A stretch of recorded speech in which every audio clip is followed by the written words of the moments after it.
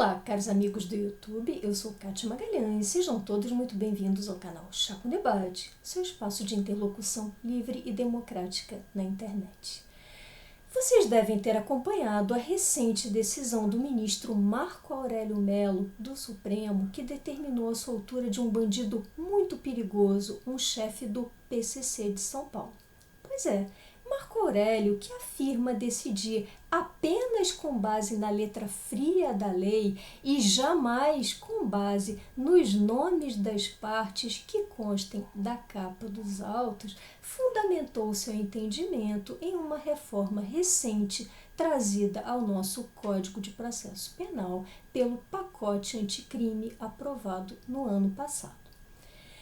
Em seguida, atendendo a um recurso da Procuradoria, o ministro Luiz Fux, atual presidente da Corte, revogou a decisão de Marco Aurélio e voltou a determinar a prisão do bandido.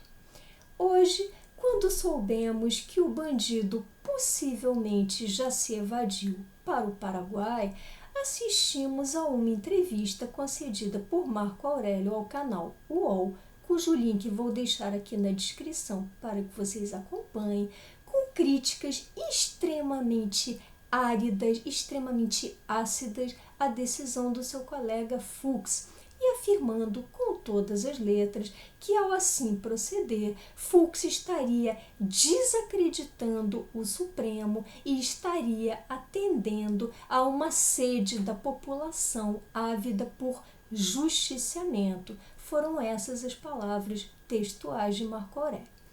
Vamos esmiuçar um pouco aqui esse caso, começando pela decisão original, pela decisão de Marco Aurélio acerca da soltura do tal bandido. Como vocês devem lembrar, ano passado foi aprovado o tal pacote anticrime, que deveria ter sido o pacote anticrime, o pacote anticorrupção de Moro, mas que infelizmente não foi deturpado por completo e acabou sendo aprovado um pacote anticrime com vários dispositivos que facilitam, que tornam mais convenientes certas práticas delitivas que oferecem, por assim dizer, vantagens a criminosos perigosos. De acordo com uma das modificações trazidas ao nosso Código de Processo Penal por esse pacote anticrime, em casos de prisão preventiva, de uma prisão decretada por riscos iminentes à sociedade, uma prisão decretada contra alguém que ainda não tenha tido uma condenação definitiva, uma condenação transitada em julgado, nesses casos de prisão preventiva, o juiz, de acordo com essa nova norma, tem que proceder a cada 90 dias a uma revisão acerca do cabimento dessa prisão preventiva.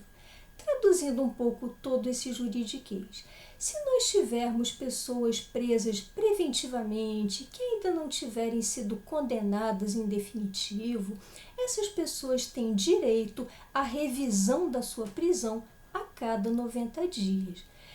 No entanto, essa lei, esse dispositivo do pacote anticrime que modificou o nosso CPP é muito explícito em afirmar que o juiz que tem que proceder a essa revisão da prisão é o próprio juiz que tiver determinado a prisão, o que está longe de ser o caso de Marco Aurélio, que só pegou o assunto, só foi ter acesso a esses autos em grau de recurso. Por quê?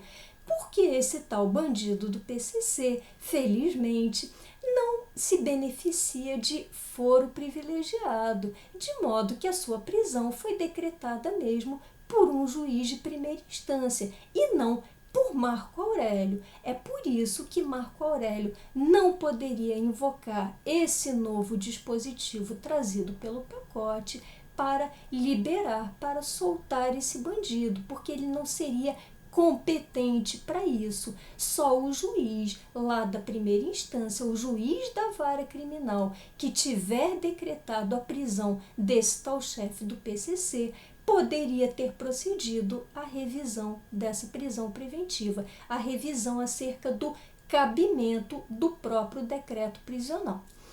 E assim, observamos aí a primeira falácia no discurso do ministro Marco Aurélio, que não atua dentro dos limites estritos da lei. Acabamos de demonstrar que não, que ele usurpou uma competência de um juiz de primeiro grau, de primeira instância. Então, ele não é propriamente orientado pelo sentido estrito da lei, não é o que se chamaria de um juiz legalista. E quanto às críticas no espaço público trazidas por Marco Aurélio à decisão do seu colega Fux, críticas essas, reitero eu, em um tom muito áspero, em um tom muito duro e feitas fora dos autos. Vocês acham que, nesse caso, Marco Aurélio teria direito a trazer essas críticas, a trazer essa sua insatisfação para o espaço público, esse seu desagrado com a decisão tomada por Fux, que afinal havia revogado a sua própria decisão? O que vocês acham da conduta de Marco Aurélio em termos de mídia, em termos de dirigir-se à mídia e falar em bom português com o fígado e não com a razão?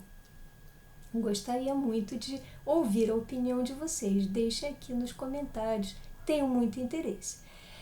Eu particularmente não enxergo cabimento nessa voracidade, nessa insatisfação de Marco Aurélio em relação à decisão do seu colega, que agiu de forma extremamente correta, esse sim, de acordo com a letra da lei, entendendo que se tratava ali de um bandido extremamente perigoso, cuja soltura deixa a sociedade, deixa a todos nós, pagadores de impostos, extremamente vulneráveis, extremamente expostos a um risco enorme de termos práticas delitivas disseminadas por aí, já que afinal o chefe está solto e sabe-se lá por onde andará esse senhor.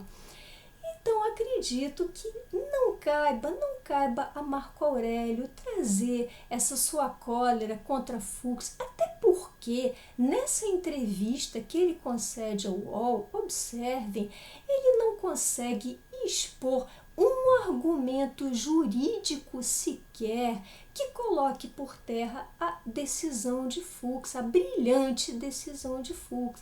Não consegue contrapor essa decisão. Manifesta apenas ódio, ressentimento, rancor e, reitero eu, muito fígado. E aqui temos o verdadeiro objeto do nosso vídeo, que é um bandido comum, um bandido muito perigoso, causando um verdadeiro transtorno, uma cisânia no STF. Temos aí esse mar, essa avalanche de decisões monocráticas contraditórias. Tivemos Marco Aurélio decidindo monocraticamente num sentido, em seguida vem Fux, decide monocraticamente em sentido contrário, e a sociedade fica completamente perplexa, sem qualquer parâmetro, sem qualquer margem de previsibilidade, que é a principal característica de qualquer Estado de Direito. E assim ficamos entregues a uma torrente de enorme insegurança jurídica, sem saber, sem ter qualquer tipo de previsibilidade acerca do teor das decisões dos nossos juízes e em que medida essas decisões vão ser realmente pautadas ou não pela letra fria da lei. Ficamos expostos a essa enorme insegurança jurídica. Nesse caso específico, ficamos expostos a uma enorme insegurança social, reitero, com mais um bandido muito perigoso à solta, Nós que já vivemos em um país, em uma situação virtualmente de guerra, em um país onde se cometem tantos homicídios, onde se mata mais que na Síria, um país em guerra deflagrada. Essa é a situação atual do Brasil.